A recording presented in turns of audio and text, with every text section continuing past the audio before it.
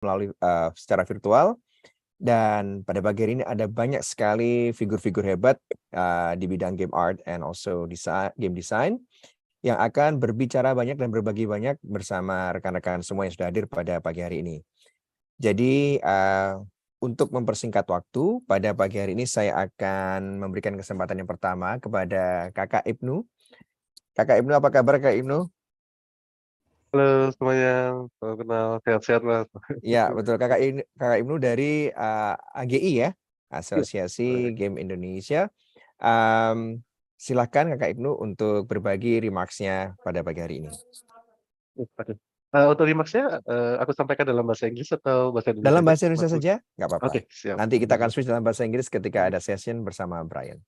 Siap. Oke, Oke. selamat pagi teman-teman semuanya yang udah hadir di sesi pagi hari ini ya. Pelajarannya senang bisa bergabung di sini. Kita dari AGI bekerjasama dengan IGGI dan Konsulat Jenderal US di Surabaya bisa mengadakan sesi yang cukup, aku bilang ini cukup langka di Indonesia dan bisa dibilang cukup penting ya. Karena Betul. sesi kali ini adalah mengenalkan game design dan art dari US sana yang negaranya sudah cukup maju terutama dalam industri game kepada teman-teman di Indonesia nih. Apalagi saya tahu nih teman-teman di Indonesia nih kayak jarang banget mendapatkan ilmu atau material course yang berhubungan dengan game. Nah, kita memang di AGI, saya selaku Deputi Pengembangan Talenta itu ya, kita punya banyak misi juga untuk membawakan banyak materi atau mengenalkan dunia industri game di luar, memasukkannya ke dalam Indonesia dan berbagi pada teman-teman dengan harapan teman-teman mendapatkan keinginan atau bisa mendapatkan motivasi untuk masuk ke dalam industri game dan melihat bahwa oh ternyata di industri game itu aku punya peluang, aku punya kesempatan dan lain-lainnya. Nah itulah yang kita harapkan dari AGI dan IGGI terutama ya, terutama dari teman-teman IGGI ini sendiri yang memang mereka fokus bergerak di grassroots ya, di grassroots itu atau pada teman-teman universitas langsung, kepada teman-teman di komunitas langsung semua. Nah kita di AGI ini yang biasanya menjembatani atau menyediakan fasilitas supaya teman-teman bisa mendapatkan apa namanya ya, semua manfaatnya yang ada kayak gitu. Nah, karena itu teman-teman jangan disia-siakan sesi hari ini karena tidak setiap hari tamu terhormat kita ini Mr. Brian Salisbury bisa datang dan mengajarkan ilmunya kepada kita semua. Jadi semoga materi hari ini bisa bermanfaat dan teman-teman juga bisa semakin termotivasi untuk menjadi game developer. Thank you. Itu aja mungkin kalau dari saya, Mas. Terima kasih Kak Ibnu. Ya sekali lagi teman-teman, Kak Ibnu Razik ini adalah Deputy of Talent Development dari Asosiasi Game Indonesia. Dan terima kasih sekali tadi atas remarks-nya Kak Ibnu. So mari kita lanjutkan dengan remarks berikutnya yang akan disampaikan oleh Bapak Joshua Shen sebagai Kepala Hubungan Masyarakat dari US Consulate General di Surabaya. Bapak Joshua Shen, please. Terima kasih untuk undangan hari ini untuk berbicara tentang disiplin video game design industry, dan game design in higher education in America. Saya Joshua Shen dari Consulate General Amerika Serikat di Surabaya dan berterima kasih untuk rekan-rekan saya di Kedutaan Amerika Serikat and the USAID, and of course, Brian Salisbury. Mohon maaf, saya maybe transition into English. We're very excited to be able to have our speaker today, Mr. Brian Salisbury. He has almost 20 years of experience teaching video game design. 30. And 30 years, sorry. And then many years working in the industry, working in animation, computer character modeling. He's worked with companies like Electronic Arts, and also worked on lots of things in Xbox games and Microsoft Game Studios, among many of his actual professional experiences. Now, one of the reasons we want to bring Brian is to share with you about the number of wonderful higher education university degree programs on offer for game design in the United States. And this certification or this degree is not just for working in video game design, but a number of other industries also recognize that the skills you learn through these degrees are useful in so many other fields. So without further delay, I want to thank Brian and thank all of you for joining us for this presentation. Terima kasih. Thank you so much, Joshua Sen. Terima kasih banyak.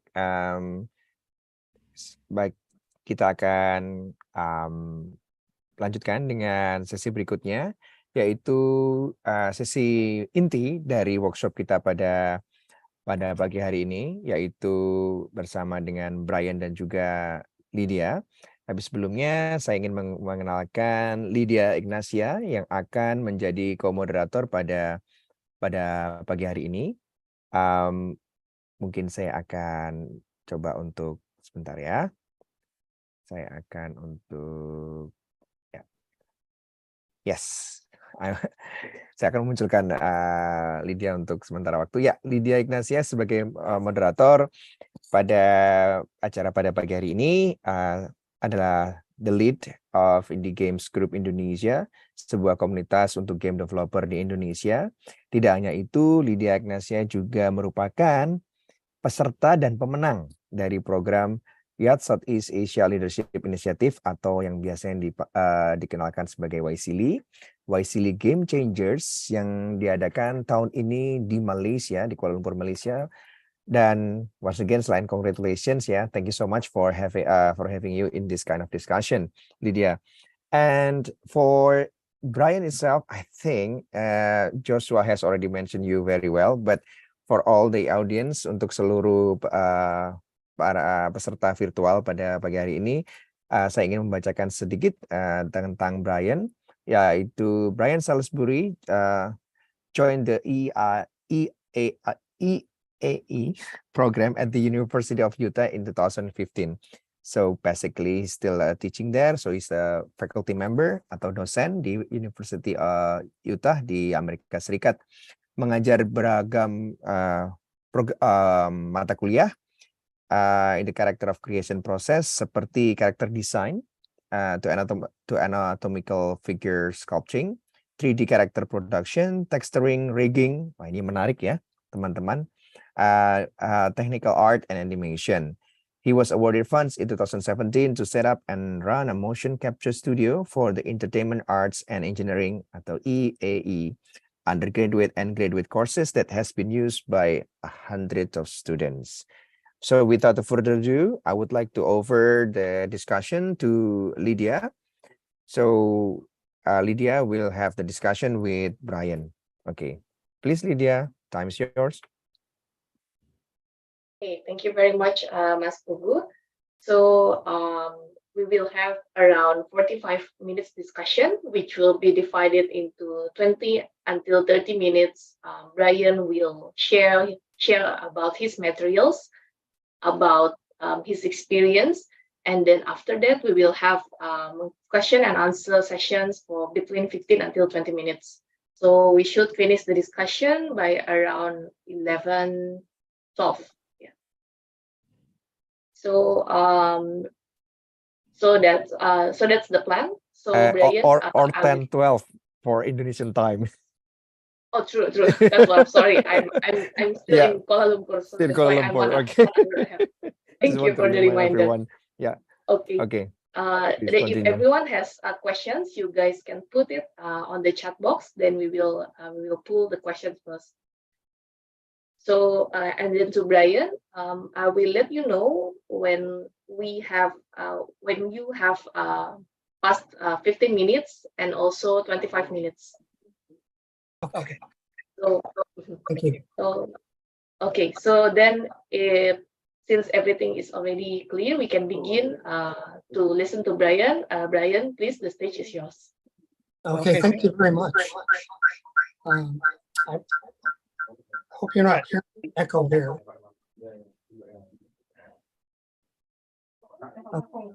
Okay, good. Okay, is that good? Still echoing, Brian. So I think one of your device could be turned off. Sorry, Oh, the volume. You can turn off the volume. okay, yeah, let's do that. I've got two computers going on here. Let me figure out which one I need to turn the volume off on. Brian, can you turn off one of the speakers? Is this better? I think it's echoing because whenever one device speaks, it is echoed by the other device. So the solution is you need to turn off the speaker of your computer. I think just this. Looks like I'm gonna have to turn off the bulb.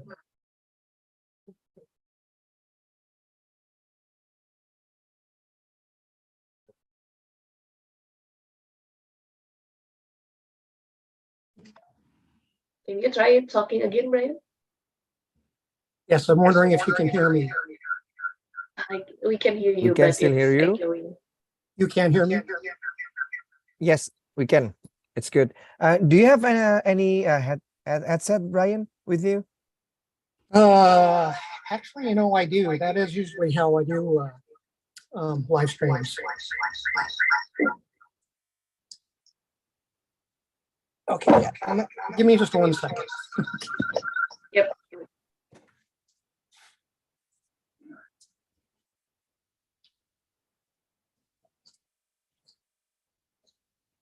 Okay, well, while we are waiting for Brian, and then we have so many audience here. Lydia, could you just tell us your experience when you joined the YCL Game Changers in KL?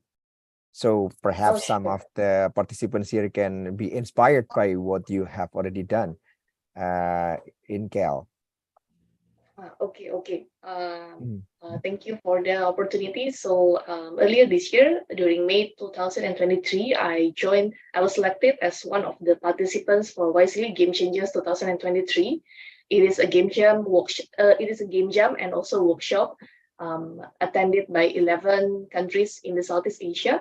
So during the event, we are not only learning from the experts from the United States, but also social impact leaders in Southeast Asia. So during the game jam, we are divided into teams. Then we have the opportunity to pitch the game idea. It is a social impact idea. It is a social impact game, and fortunately, our team managed to become one of the top 3 teams. And since then, we received a seed funding and mentorship for 3 months to further develop the game. The end of the program is during Level Up/MYBCF, which is completed just last week. So we got to showcase our game and build network with professionals around Southeast Asia. I would say it is a humbling experience for me and also from my team members. For example, in my team itself, we have 4 different nationalities in the team from Indonesia, Philippines, Singapore, and Timor-Leste. Oh, yep. So in total, how many participants actually at that time? In total, 70 plus participants. Wow, so it's a lot of participants, and yes. You were selected one of the. I mean, in a group, yes, yeah, in a group, and then you got you became the winner for that one. Oh, congratulations once again. And do you still remember one important, let's say, a lot of knowledge that you get from the workshop? Do you still remember one that you can share to participants this morning? Just one important knowledge that you, let's say, remember most. Sure. Yeah. I think one of the highlights that I remember is the framework that is shared by one of the lecturers, which is basically we can use this simple framework to describe our game idea. The framework is basically the player goals, the obstacle, and the means to overcome that. For example, Super Mario Bros. is the goal is to rescue the princess. The obstacle is the stage and also the enemies. The means is to run and jump. So by using the simple framework, it's very straightforward to discuss the game idea with different people. Yeah, awesome. Okay, thank you so much, Lydia. Okay, let's try to reach out Brian again. Brian, are you with us? Can you hear me? Yes, we can hear you well. Good. Okay, great. We cannot see your video actually. Um, Can you see my page? Yes. We can see your slide, Brian. Yeah, so I'll show you the page. You won't be able to see my face due to the having two systems on. all I right, see. all I right. apologize for that. Just so for the audience, the webcam on my laptop is not functioning at the moment, so I'll just be audio here. So anyway, if anybody has any questions, somebody please interrupt me, and I'm more than happy to elaborate on anything. You agree with that? The presentation that I gave at the conference on Wednesday. So I'll just proceed forward with that. Okay. Brian Salisbury, I'm a professor from the Division of Games at the University of Utah. And let's see.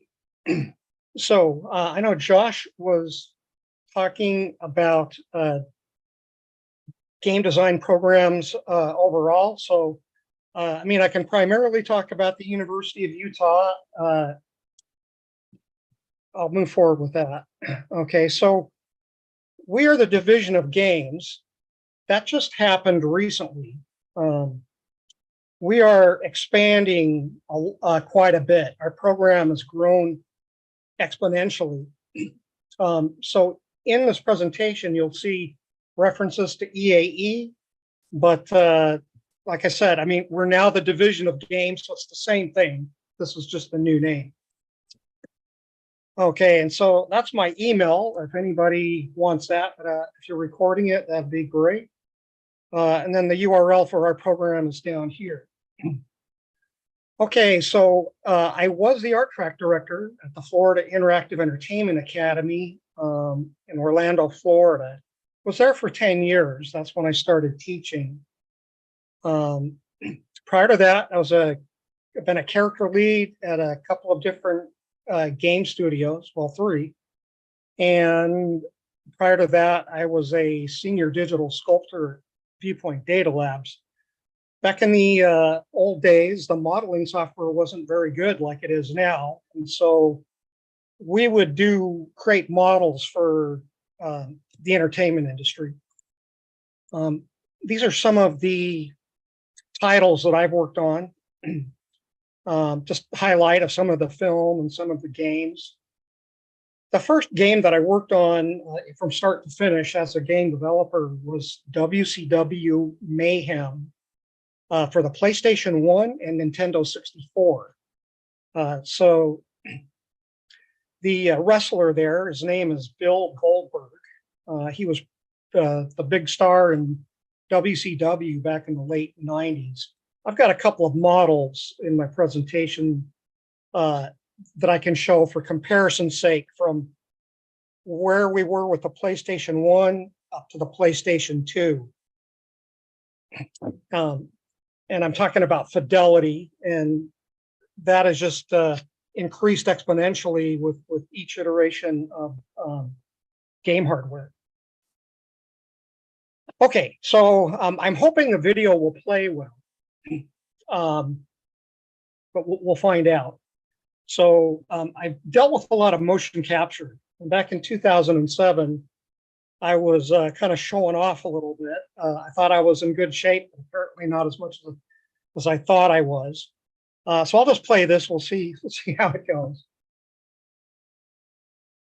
That's me in a motion capture suit. And there's a point where I hurt my hamstring here.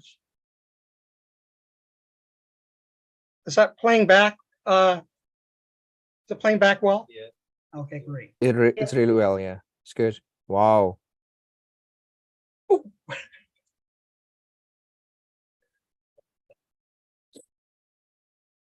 So I popped the hamstring in my leg. And here's some other motion capture. It's kind of silly. Streaming with Unreal.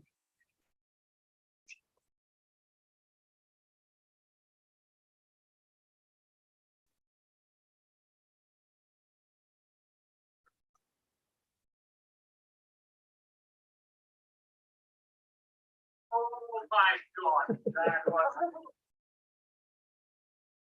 All right. But did that play back smoothly?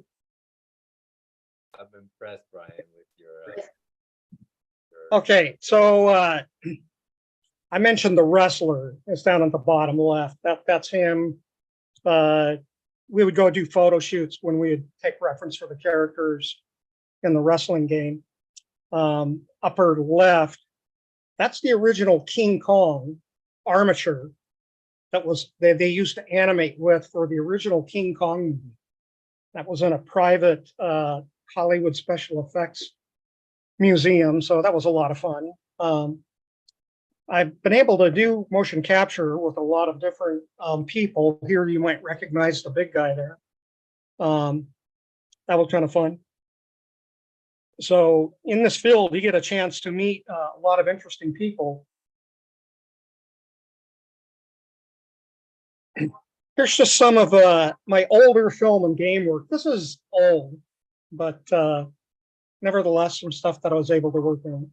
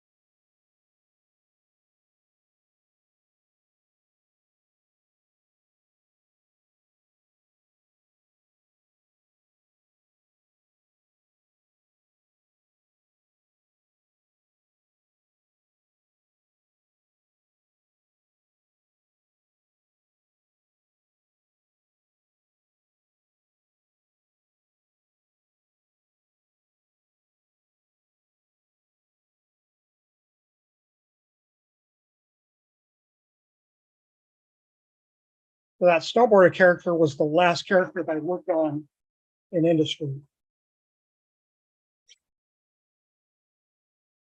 This is something they showed at the UCF Stadium for football touchdowns.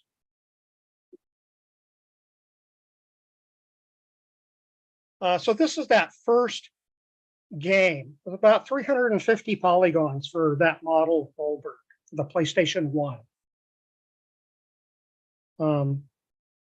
So I did the rigging with the skeletons and controls for animation and the modeling and textures. And so this is for the PlayStation 2. And now there's about 6,000 polygons. So just one step in hardware, that much more resolution. And so what I'm going to show next are the textures, just for your comparison. So this was a 1024 by 1024 pixels for the texture for the second one. Those are the tiny textures for the first one. So see how small the textures are there? They're like 128 by 64. So it's just amazing. And now we're doing characters with 2000 by 2000. And it's just amazing. Back in 1982, the movie, so I've always wanted to be an artist. I always drew and painted. My grandfather was a successful Western artist in the United States. The movie Tron came out in 1982, and I thought, that's it. I'm going to do computer graphics. So I lived in Utah at the time. I knew that the University of Utah was doing computer graphics. I didn't realize to what extent. So I went to visit, I did attend, but I later moved to Arizona, and I graduated from Arizona State University. But I mean, I show that because I'm very proud of the fact that the University of Utah is where I kind of wanted to start, and I've gone full circle, and I'm back working there as a professor. So very interesting where life will take you. Okay, so University of Utah is a pioneer in computer graphics. Evans and Sutherland, they have spun off a number of simulation companies. They were drawing on computers back in 1963, way before the iPad, doing virtual reality in the late 60s. Doug Bowser, president of Nintendo USA, he's an alumni. He comes to visit our program. Nolan Bushnell, the guy with the white hair and beard, he's the co-founder of Atari. Ed Catmull, president of Disney Animation, co-founder of Pixar, a Utah grad. Alan Kay, Atari chief scientist. He was the co-inventor of the laptop, object-oriented programming. John Warnock, co-founder of Adobe. So I like to brag about the University of Utah. This is our founder, Bob Kessler. Unfortunately, he passed away, but his vision for this program has really grown. He started. We were recently ranked #1 in public schools in the US and #3 overall, including private schools. I knew US World News and World Report. Animation career review, that we've done well in the Princeton Review. So we have undergraduate and graduate programs. We've got quite a few students. A lot of students come from Asia, Indian and Chinese. We've got a lot of Chinese students in our undergraduate program and the graduate. Our students work at studios like these. So when it comes to the curriculum, the main thing about these is they're a collaborative effort. Students, they have to publish games. We've published many on Steam. In the graduate program, we have 4 design tracks. So the undergrad is just a general games degree. We do have classes in these different disciplines, but they're more focused in the graduate program. So production, game design, software engineering, artist animators, and technical artists. We are looking at maybe getting a separate design track.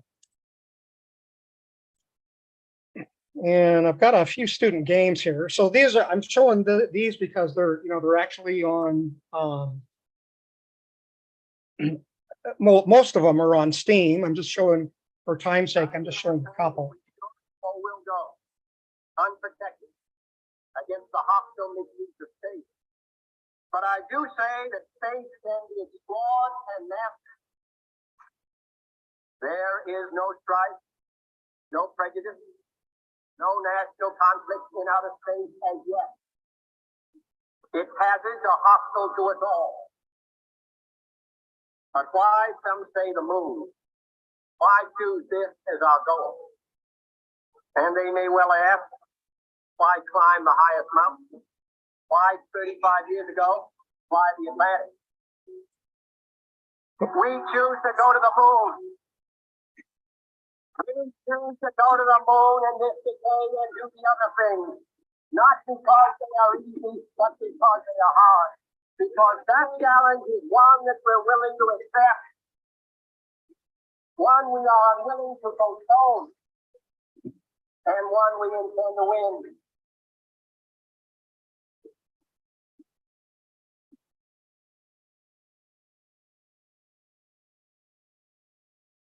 Oh, that's a game about a horror game about going back to the moon. This one is a game This is about it's deep sea diving. It's a puzzle game. There's a lot of puzzles to solve, and it's also got a bit of a horror, kind of a puzzle game. Our students make all sorts of games. They're not just horror games. They make games, with puzzles, with informative games, casual games, serious games, all different types of genres.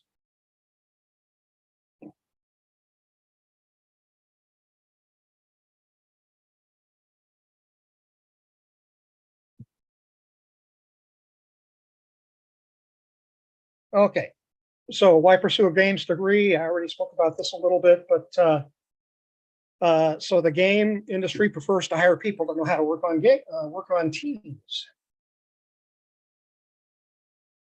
So when you get into a game school, your cohort of students, they become your networks. And I can tell you that by a large margin, networking is by far the best way to get a job in the industry. There are students that just send resumes to every company. That doesn't work. You want to have a network of people. And when you're in a game school, it's very likely that one student can recommend other students. And so this is just a question about that, just to kind of illustrate the importance. So this is a question, if anybody would like to answer it. If someone recommends you for a game job, what is the most asked question about you? In other words, if you recommend a friend, what are they going to ask you about your friend? Anybody have an idea? Anybody? Do you know that guy? Yes, that's one of them. But more importantly, I'll cut right to the chase. Have you worked with him or? Whoops. Oh, okay. The simple answer to that question is, how well do they work with others? So that's what studios are looking for. They want people who are not only well-versed in their discipline, well-versed in the game engines, design.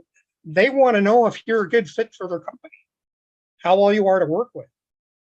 And if that comes straight from somebody in your network, that's really the way to get a job. So this right there, in my opinion, is probably the #1 reason to study at a game school. Okay, so generally you're working on team games like the couple that I showed you. You also have to work on your portfolio. So you have to kind of balance those two things with teamwork. Okay, so past 15 minutes. So how much time do I have? I still have 10 minutes more, Brian. Oh, okay, great. Yeah, so I'm not going to lie, have no illusion.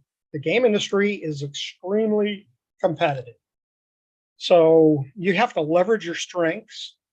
You have to, if you're an artist, you need to really focus on maybe the area that you're best at. I can tell you that there's going to probably be more jobs in creating environments than there are characters. There are also going to be jobs with special effects. And then, then there's AI. I'll get to AI later. But know what kind of jobs there are. And if anybody has questions about that, I'll be happy to answer them later. Okay. So this is just kind of talking about characters. Let me just move forward a little bit. Okay, so I taught a character design class here. And so this is some concept art from one of my students, well, from several actually. So this was the final character design.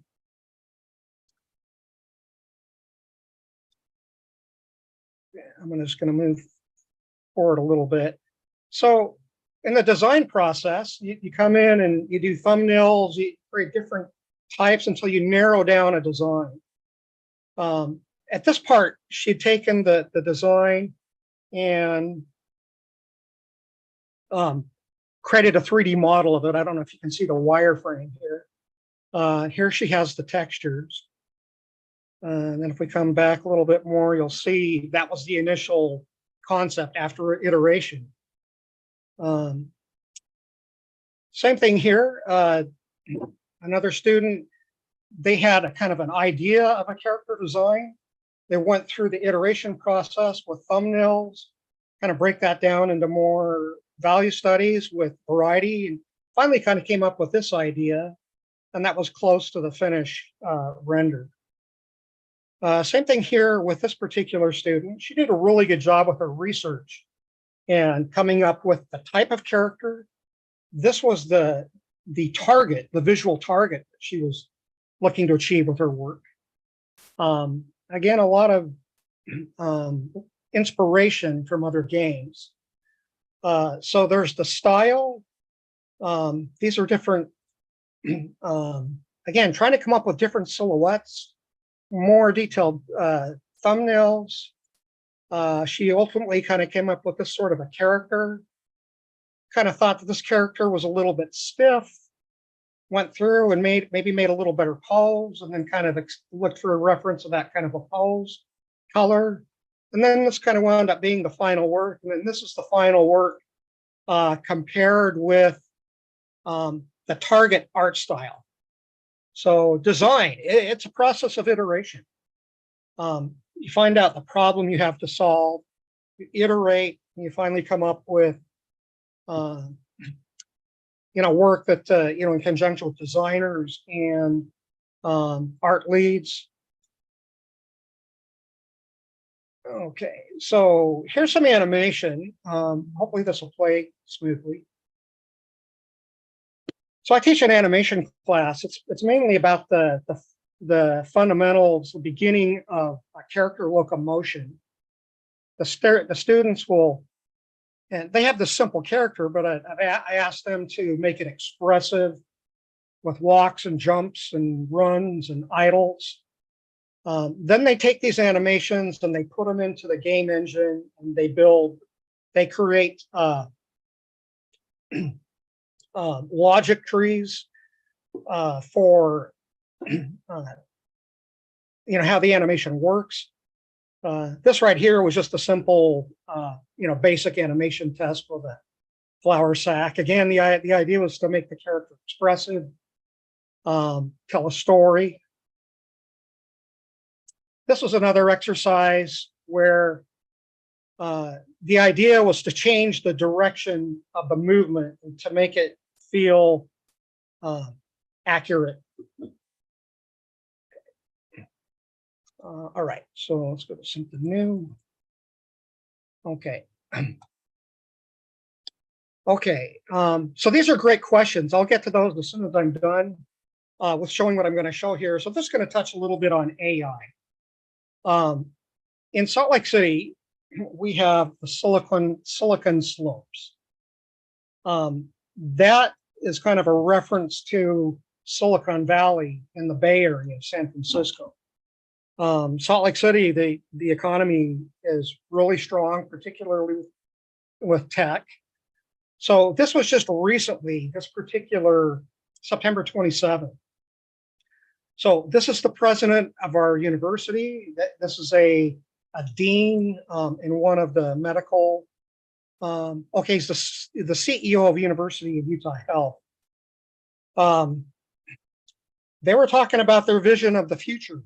And right now, the University of Utah brings in $750 million a year with research funding. We're looking to make that $1 billion. our program was just awarded $25 million for growth. By President Randall just announced that at that meeting.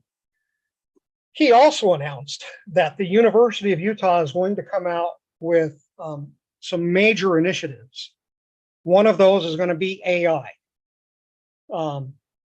Also a major initiative with games. Now, so he announced that there will be an announcement coming soon about AI, but it's going to be huge. So there was kind of this, this notion, what is the future of games? Well, I think we all know AI is going to be a big part of it. Now, just the other day, there's a plugin for Adobe called Alpaca.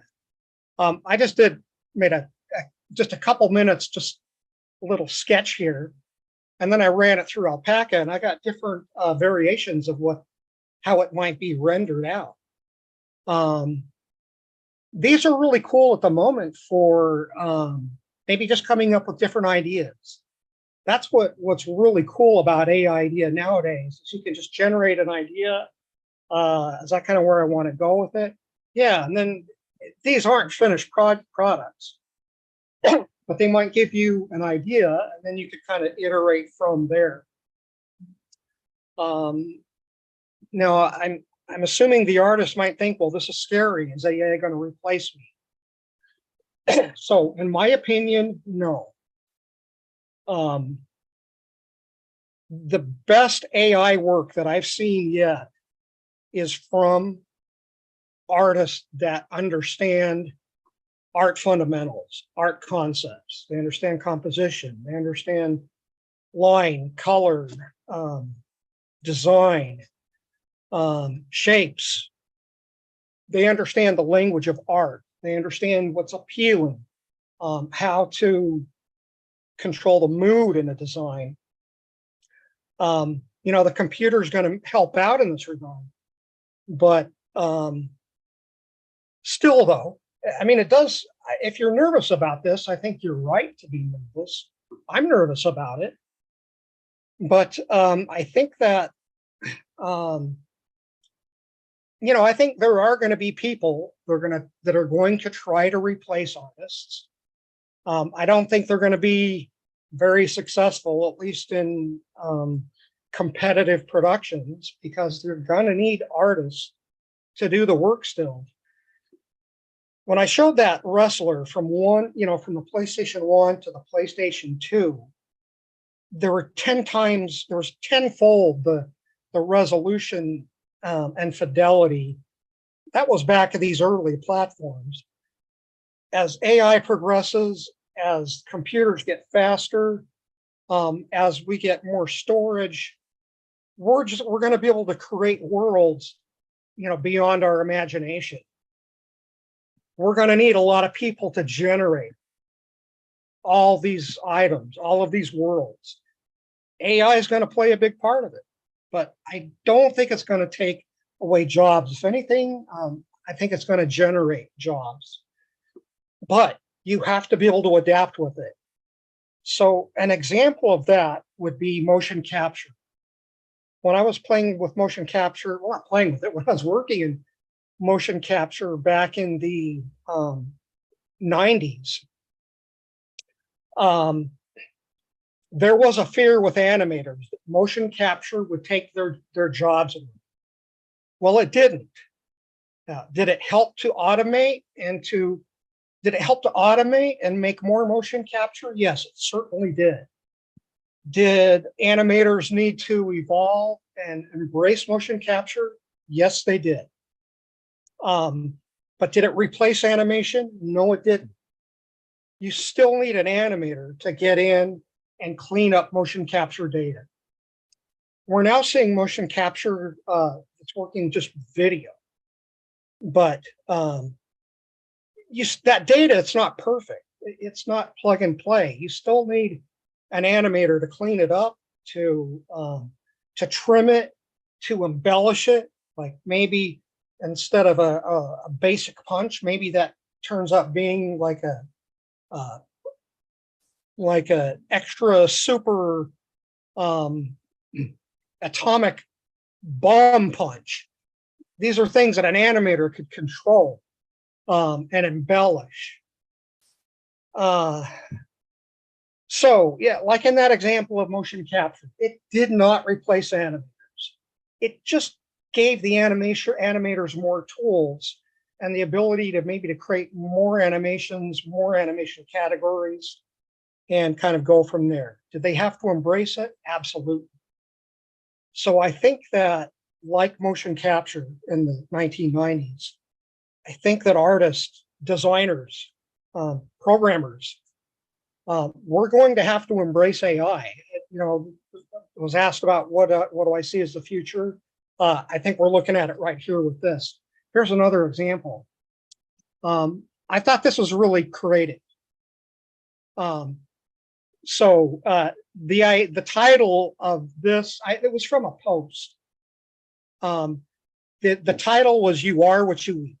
So we see in the upper left, here's a T-Rex chasing these furry little buffalo creatures. Then we see that they've got horns. Then we see that they're starting to get a little hairy. And then in the final one, you see that they've got the hair, the cuteness, the mood, the horns, and they're so you are what you eat. You know, they're becoming they're prey. Now, I think this is absolutely adorable. I think it's really cool. But this was made by an artist. Did they use AI? Absolutely. But it took an artist to create this. So that's the point I'm trying to get at. Okay, so now I'm sure you've all seen what's happening with Facebook and the metaverse, the Quest 3. Now you'll be able to do AR with the Quest 3. It's higher resolution with VR. I already ordered mine. I saw that Facebook presentation. I was blown away. I ordered the Quest 3 immediately. You know, that's just one example of, one company, but, you've got Unity 3D, Unreal Engine 5, Google, Microsoft.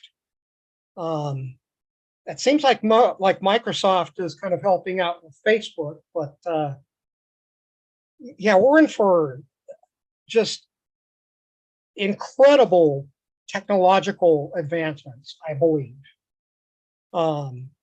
And we're going to have to evolve and be on the cutting edge of this future. So now you've all seen this, Unity splash page. The interesting thing about Unity, and the interesting thing about me even being here right now, was I was asked to stick around for a couple of days and talk about Unity certification. It's kind of crazy because I'm actually in a Unity certification class myself. I just started it. I've used Unity before. I'm familiar with it, but I'm going to go ahead and do the certification. Let me just fast forward a little bit here. Get to where I want to be. Okay. The cool thing about this, you can see on Unity's splash page, is that all these different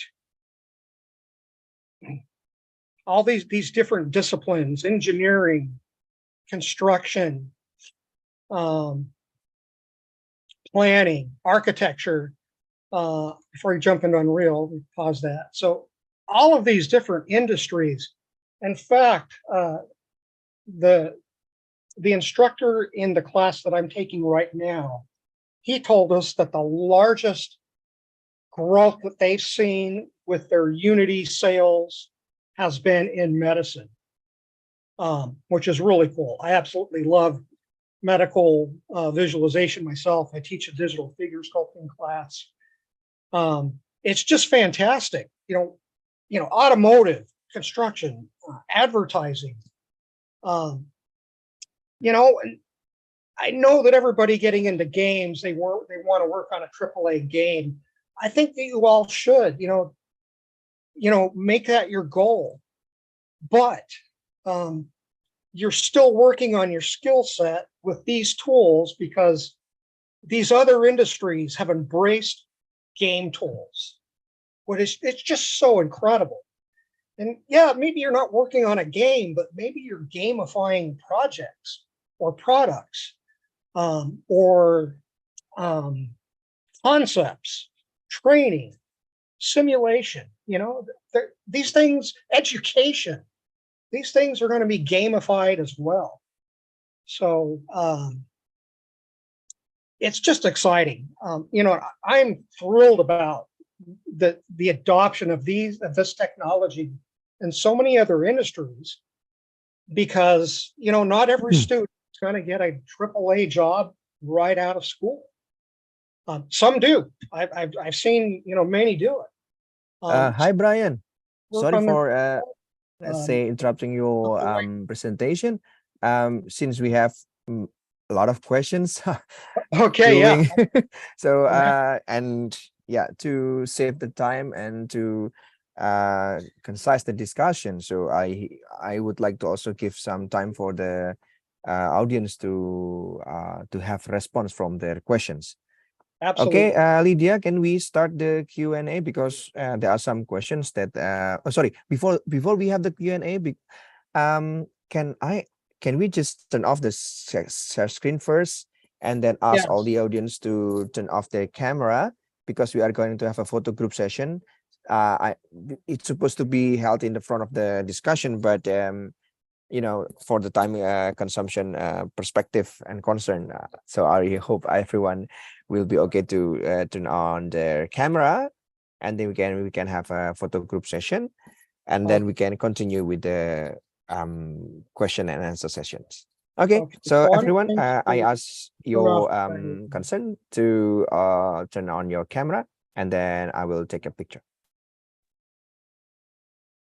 All right. Wait. Okay, I will. Awesome, everyone. Okay. I will count into 1, 2, 3, 4, and 5. Give your best smile. For the second page, once again. Yeah.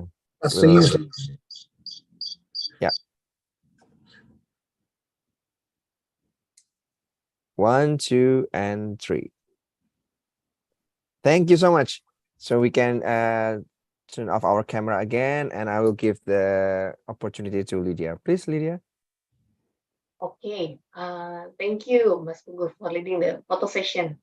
A good idea. Sometimes if we don't took it now, we might forget. So very well done. And thank you, Brian, for your sharing. Now we are going to take the time to have a Q&A sessions. I see questions coming in the chat box, very exciting questions. So we are going to start with the first question from Calvin Sandehang. I hope I pronounced your name right. The question is, many of us are new to game development. How would you advise achieving seamless animations without resorting to motion capture or pre-made assets?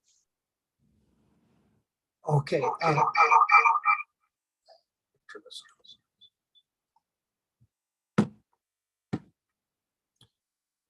Give me just 1 second to log out of this other one here. Yeah. Okay, can you repeat the question, please? Sure. So Calvin asked, many of us are new to game development. How would you advise achieving seamless animations without resorting to motion capture or pre-made assets? Oh, okay. So with animation, there are principles that are taught in game schools and online animation schools. I haven't seen a lot of the online animation schools talk as much about game development, but animation, the rules, the processes, the study of motion was developed by the 9 old men at Disney. And every animator right now follows the 12 principles of animation. So, you know, with I know self-taught animators. I've had some animation classes, but I'm a self-taught animator as well. There's a lot of information on the internet. You can find a lot of information in schools, but you know, if you follow these principles and you get feedback, you can get to the point where you can make a great portfolio. It just takes time. Another thing that I'd highly recommend for any kind of work is, you know, look at portfolios of people that are in the industry. And here's kind of like a really good way to figure out where you stand on your portfolio. So if you watch a game, if you wait for the credits are going to scroll. You see the names of the artists, look them up, look at their portfolio. And then you can see, you know, what their portfolio is and, you know, where you need to be to compare yourself to them to work at a studio like where they work. I can take that a step further.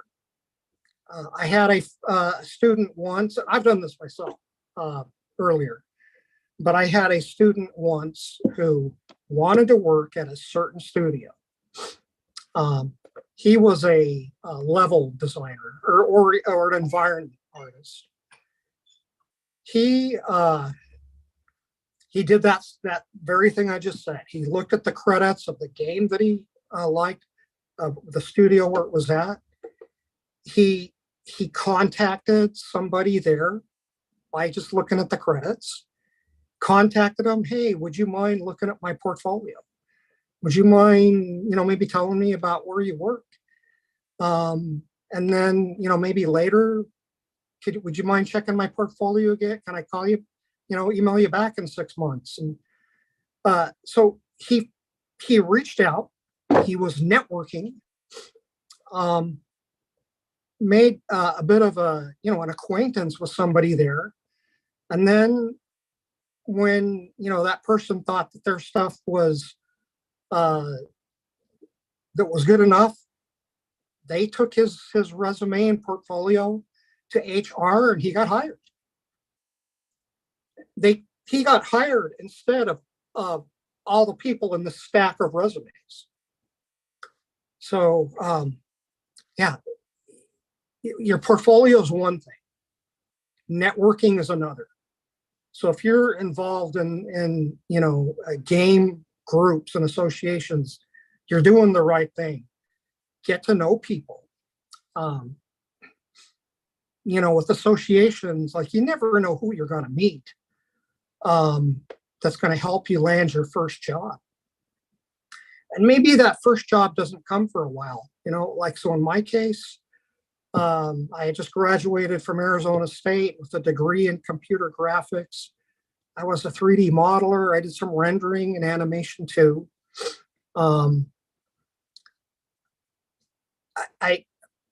Well, again, networking. A friend got me a job in making grocery store ads. Okay, this is not what I wanted to do, but at least it was working with computer graphics.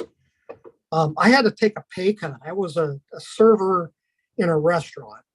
I took a pay cut to go to that first job. I was working on computers, making grocery ads, you know, like chicken, $1 a pound, or whatever it was. And then,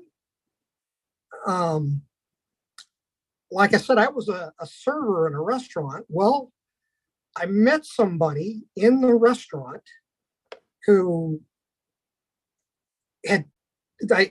we kind of made like contact, and we kept in touch. And he knew somebody that was starting a 3D computer graphics company. There you go. It was networking. That's how I got my first job. Yeah, I'm doing 3D. Okay. Thank you, Ren. So Brian give advice more how to reverse engineer it. Basically, try to see people portfolio and then try to like how they do it. Okay. So next question. Next question is from Iqbal. Iqbal asked, I've seen nowadays video game scheme where all polygon graphics is kind of an aesthetic purpose and it becomes a selling point in the game. Most of them are from indie studio. So may I know in your view about this? Okay, so I'm on my iPad here, so bear with me. Which question was that? Iqbal, from Iqbal.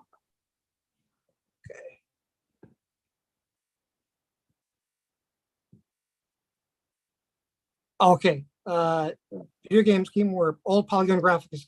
Yeah, absolutely. It is a selling point. It's because that's a style that people like. There's all sorts of different art styles, and so okay. So how about it's a risk today and industry standard? There are still going to be AAA titles with the old polygon kind of graphic style. Now, good art is good art. If you adopt a style, it's good art. If you want to be able to work in a game that's more realistic, well, again, look at the portfolios of people who work there. And if you show in your portfolio that you can handle high resolution styles, realistic styles, stylized looks, you need to be able to show that you can create in the style that the studio where you're looking to get hired. Does that answer the question? Yep, I think it kind of answered the question. So for Iqbal, basically, it's true that all polygon can be one selling point, and good artist to record Brian's quote earlier. So good art is good art. So yeah, that's basically the key from the answers. And then we can go with the next question. I think the next one can be quite fast. I noticed that there are several questions about continuing studies, but I'm going to take the time to ask the quick question first. So Rahmat asked about software. Many AAA studios are using Autodesk Maya and 3ds Max, but it costs very much for a student, and Blender is a free alternative. So do you think he should be proficient in Maya or Max to get hired, or is there any alternative to it, or should he just focus on Blender because it's free? What do you think? Okay, so opinions are going to vary. Sometimes there are studios that will say we want somebody who knows Maya or 3D Studio Max. But I know that a lot of people in a lot of studios are turning to Blender now. I'm curious about it myself. There's been some great work done in Blender, and 3D is it's a medium, right? So it's a medium like 2D. So if you can paint really well in Photoshop, you should be able to paint really well in Krita or Painter, or there's a host of other digital painting tools, Clip Studio, Paint. Painting is painting. So, okay, so the interface might be a little bit different, but modeling in 3D is modeling in 3D. If you build something great in Blender, then you know how to build something great. Now, if there's a studio that says you must know Maya, then take a couple of weeks and learn Maya. It's more about your abilities as an artist, in my opinion, than which software. All right. So the key is to focus on building with like assets, then treat different software as like a medium. It does take time to learn of the software, but most important is to make like build it with assets first. Yeah. Okay. We have another question from Muhammad Lutfi. Good morning, Brian. I've been curious about your experience in 3D modeling for older consoles, such as the PS1. Can you tell me how hard is it to do 3D modeling in those days versus now? Oh, in those days, it was difficult. Let's see if I'm at the right question. Okay, there we go. Wait. So I wasn't my PC, I had to switch to my iPad. So, okay, here we go. Older consoles such as PS1, it's light years ahead of where it was. Back in those days, so I had a secret weapon. In this particular case, it was a piece of software that nobody uses anymore. That software was called Nietzscheman Graphics. It was called Symbolics. When I first started, it was called Symbolics. Then it became Nietzscheman Graphics.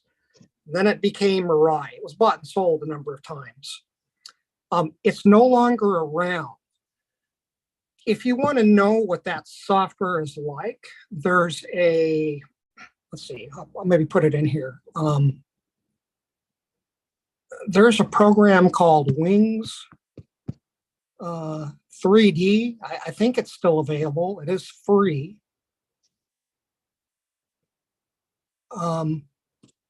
This program here essentially had most of the modeling tools that Mirai had back in the old days. And so that was our secret weapon. Maya didn't have tools like that, nor did 3D Studio Max. And then prior to that, in the mid 90s, we used Silicon Graphics IRIX, which is a form of Unix workstations. Those were $50,000 to $100,000. The software was probably, it was tens of thousands of dollars. The first workstation that I worked on was $100,000 Symbolics workstation back in the early 90s. At the end of the 90s and into the early 2000s, then these programs were ported over to Windows NT on the PC, and then later on just to Windows. And they eventually kind of caught up with better tool sets for modeling. But nowadays, really, where you need to be with modeling is you should understand sculpting, whether it's for characters or hard surface modeling. Is you can sculpt it, and ZBrush is the industry standard. The amount of tools that are available in ZBrush is mind-boggling. That software changed the industry as we know it back in the mid 2000s. Now you sculpt something and you retopologize it. Hope that answers the question. Yep. So maybe just quickly to compare, Brian, like how long, for example, can you give me an example for a certain work that is done in the past? Like how long does it take versus now? Like, it all depends on the concept. It all depends on how complex it is. It all depends on if this character going to be like a close-up in the screen? Is it going to be an NPC in the background? If you're doing a hero character, full fidelity, a month or two you could take. Or you might need to get a character out in a couple of weeks or even a week. A lot of times you'll start from a base character, like a base mesh, and then maybe you're building clothes onto it. Maybe you're accentuating anatomy or hair. Those are the things that are going to be sped up, I think. But you're still going to need, specific costumes. And it just all depends on, the complexity. Take a week. It could take, maybe a couple of days to a couple of weeks to a month, if not more. I see. Well noted. But Okay. but the bean counters, the accountants, the producers, they're going to want stuff created as soon as possible. True. So being able to work fast is important. Okay. Well noted. So thank you, Brian, for answering all the questions. I think because of time, we will not be able to answer all questions. But I do notice there are several questions, such as from Rahmat Hidayat, from Hisham Izzuddin Anwar, from Randy Rayana. They ask about studying opportunities. I think Mas Yos earlier dropped his email, so everyone can follow the Instagram at USAID Teman or email to temanlpdp@gmail.com. So for those who are interested to learn more about the study or about study opportunities in the United States related to game design and art, you can drop an email to temanlpdp@gmail.com or Instagram at USAID Teman. So with that, we can conclude the Q&A session. Then I will return the stage to Mas Pugu. Silakan, Mas Pugu.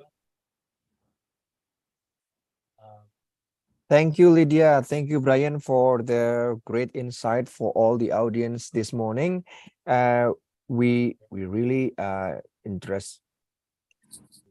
we are intriguing with your presentations.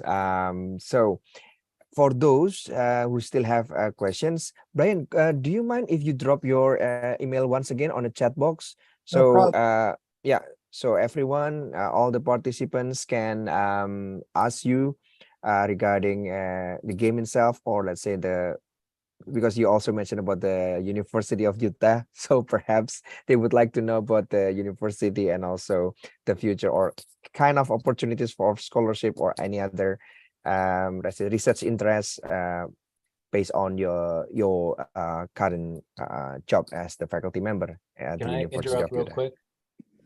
Yeah. Yes, of course, for you, Jos. I know. The last one before we close. Education question is, please contact Brian or Taman LPDP USAID. But just overview, Brian. Maybe this as the last question.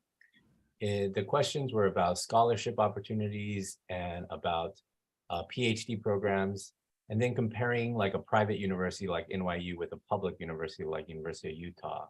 Okay.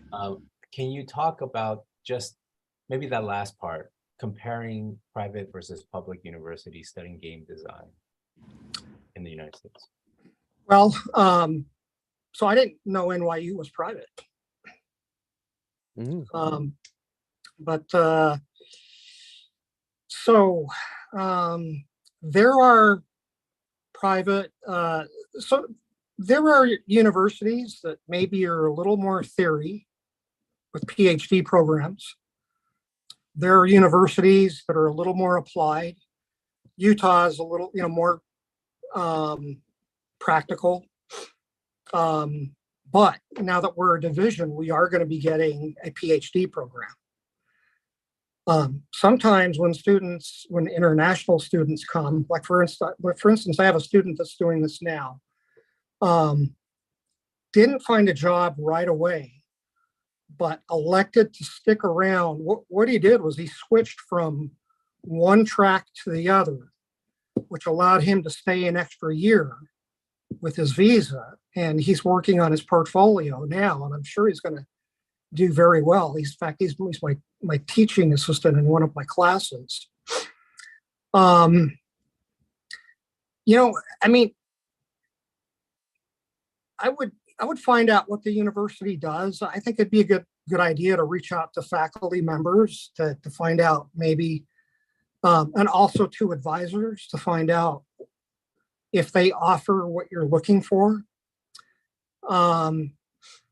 There are a lot of great learning institutions, and they're getting more and more all the time. You know, I'm most familiar with University of Utah, and definitely biased. I'm also familiar with the University of Central Florida. I'm biased there too. I think they're both great. There's SMU, there's USC, there's ETC, Carnegie Mellon, RIT, Rochester Institute of Technology, Santa Cruz, NYU. I mean, I know a couple of people that I worked with from there. I'm not sure if they have a game program or not.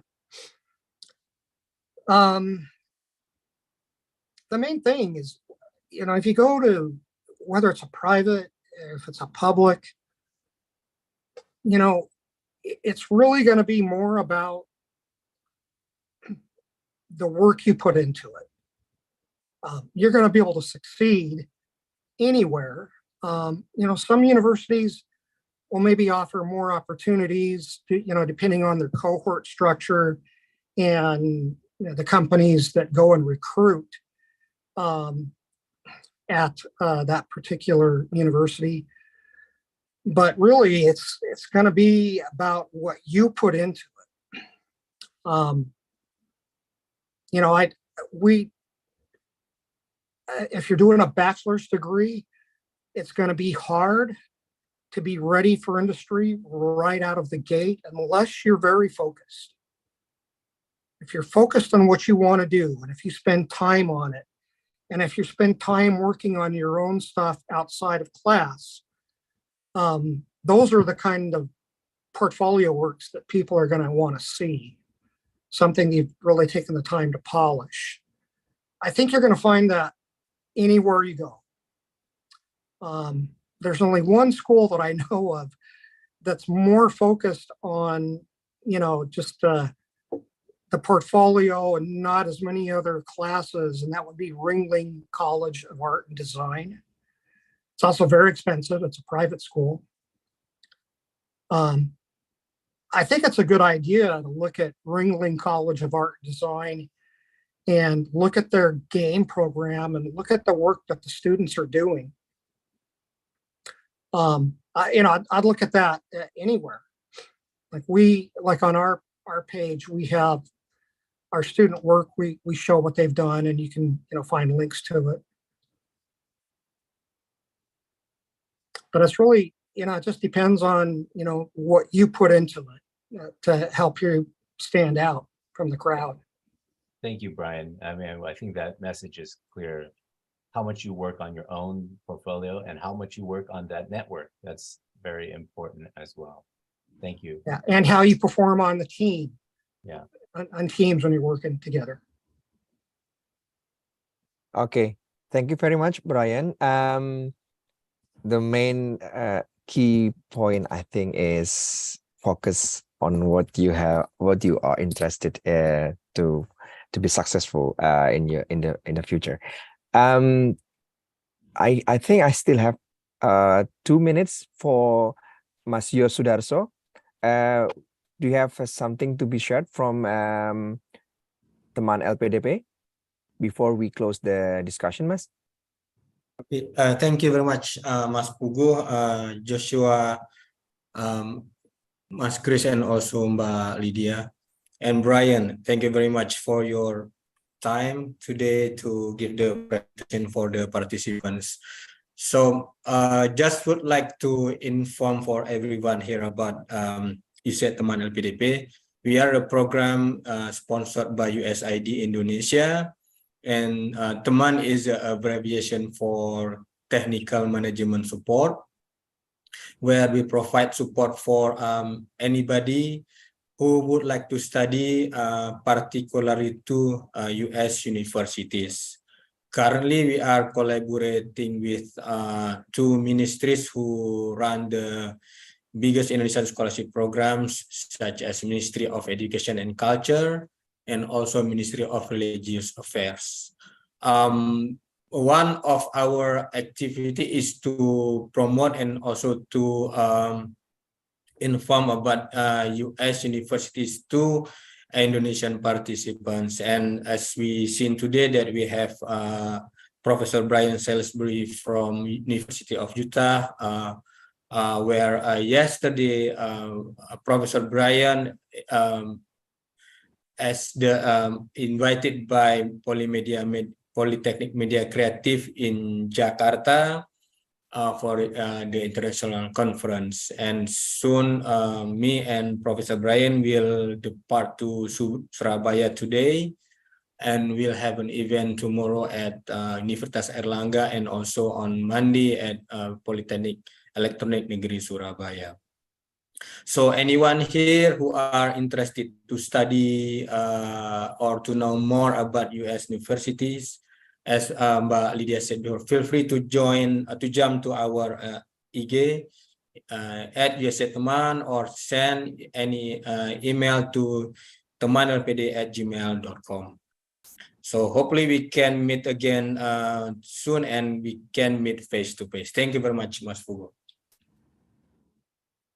Okay, so thank you so much for your explanation, Mas Yusdarso, and I think this is gonna be the end of our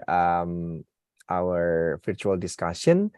Thank you very much for all parties that have participated in these virtual programs. Once again, thank you for Teman LPDP, USAID, AGI, Asosiasi Game Indonesia, Lydia, thank you so much. And also Brian, for sure, we will see each other soon, because yeah, tomorrow you are scheduled to be in Surabaya. Okay, everyone, have a great weekend. I hope that this event will be very fruitful for you and your future endeavor. And once again, see you and God bless you all. Bye-bye. Thank you all Thank you very very much. much, everyone. Thank you, Mas Ibnu, Lydia, Thank you, Professor Brian. Brian. thank you semua, thank you Mr. Mas Brian, Yos. sudah Thank Yap, you. sama-sama. Terima kasih Bapak Ibu semuanya. Izin live Bapak Ibu. Silakan.